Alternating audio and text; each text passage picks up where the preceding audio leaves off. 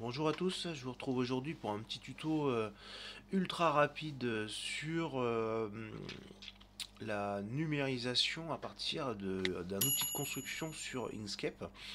Donc dans l'idée c'était de faire le yin et le yang, voir comment on peut le faire de façon super rapide et avec un outil qui est sympathique, qui peut être détourné dans pas mal de cas. Donc on va aller déjà voir sur Inkscape. On va lui importer justement notre logo Yin Yang que je vais réduire légèrement pour qu'il rentre dans la page. Je vais le verrouiller pour pas qu'il bouge.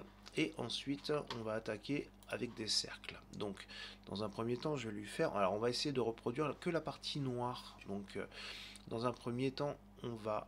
Tiens, et donc j'ai activé, j'ai mis le magnétisme, comme ça vous allez voir que c'est intéressant par rapport à ça. Donc là il veut me... Voilà, on voit qu'il y a un petit magnétisme qui se passe. Donc je vais cliquer avec l'outil cercle, on se met au milieu, tac, à peu près. La touche Shift et Contrôle, et hop, on descend légèrement à 45 degrés, et on va voir si c'est plus ou moins au milieu. Ah, c'est pas mal du tout, le magnétisme il marche bien dans ce cas là. Donc il m'avait détecté le centre du cercle. Donc je fais d'abord une couleur pour pouvoir faire le centre. Je fais un CTRL D ou dupliquer pour pouvoir justement réduire et faire la couleur. Alors là c'est là que le magnétisme ça coince un peu. Donc là je vais lui changer de couleur pour qu'on puisse voir la différence entre les deux. Voilà, c'est là que le magnétisme il nous embête. Bon, je vais juste le désactiver pour cette voilà, c'est trop près donc il veut me l'écarter un petit peu. Voilà, donc là je fais. Alors peut-être que c'est pas parfait. Hop, je vais m'aligner parce que apparemment le cercle il n'est pas parfait sur l'image. Bon, c'est pour l'exemple. Donc là j'ai fait mon deuxième cercle. Je vais en faire. Donc là ça sera pour le contour. Et ensuite, on va faire. Alors, je vais mettre le magnétisme s'il veut bien. Tac, tac, voilà. Vous voyez, il met vraiment le milieu entre là et là-haut. Donc, il m'aide. Alors, on va le faire comme ça. Shift, contrôle pour pouvoir faire le cercle qui va se mettre voilà, à ce niveau-là. Et là, ce qui est super important, je vais zoomer, je vais le mettre en rouge. Et là, ce qui est super important, c'est que voilà, il faut qu'il touche là-haut. Peu importe en bas, donc là on peut légèrement l'aligner, ouais il n'est pas trop parfait sur l'image, mais il faut qu'il touche là-haut, qu'il colle, sinon l'effet de construction ne va pas fonctionner. Donc là je fais un CTRL D, je sais même pas si je vais en avoir besoin, bon c'est pas grave, je vais tout faire, mais je sais même pas si je vais en avoir trop besoin du coup. Oui, il doit y avoir un problème sur l'image, on voit. Donc, je fais mes deux formes et je vais faire, alors je vais pareil, je vais faire un CTRL D pour pouvoir faire les formes intérieures légèrement. Tac, CTRL D.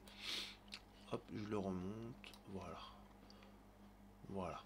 Bon, on voit que c'est pas tout parfait sur celle-là. Ok, voilà. L'important c'est que ça touche.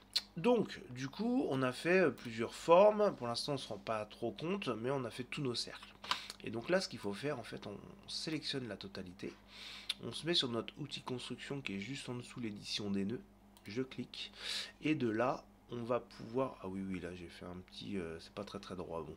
Et là, on va cliquer sur le plus. Et là, ce qui est important de faire, on va faire la zone noire. Donc, la zone noire, elle comprend ça, et dans la continuité, et la zone de contour. Euh, je clique, je glisse, hop, pour... Ah ben voilà, donc là ça fonctionne carrément pas. Donc on va revenir en arrière.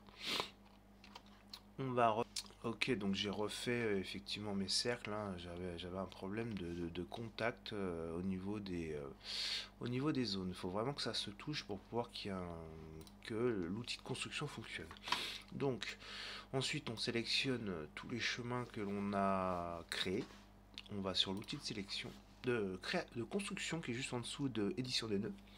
Et donc là, on va relier des zones. C'est-à-dire que là, par exemple, je clique, je glisse et je vais juste voilà, pour lier les zones. Je lâche. Et là, ce que je voudrais faire, c'est pareil, je clique, je glisse et je vais faire le contour. Voilà, juste le contour ici. Pour l'exemple, je vais juste prendre cette partie-là en plus. Donc là, sans faire, on peut pas faire glisser, hein, donc du coup, ça va me créer un autre chemin. Donc je clique, voilà.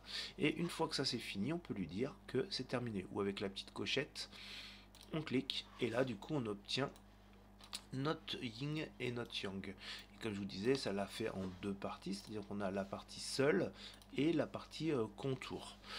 Une fois que ça c'est fait, on peut verrouiller et lui dire tiens, je le veux en 15 mm de hauteur. Ah, CTRL Z, j'ai pas sélectionné les deux. Donc 15 cm, tac. On fait enregistrer yin et yang, on va l'enregistrer. Et on va aller voir dans Artistic Digitizer ou Exubérance ce que ça donne. Ok, on va aller le chercher dans mes créations, yin yang, et voilà. Donc ça nous fait en deux parties, hein, comme ont été recensés. Il n'y a plus qu'à gérer. Il n'y a plus qu'à gérer la densité. Et puis voilà, et la forme de densité, et on a quelque chose de tout complet.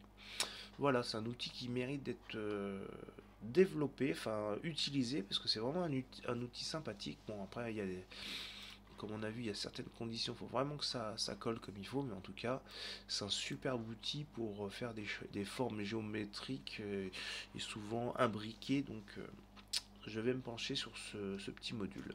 Voilà, je vous dis à bientôt, au revoir.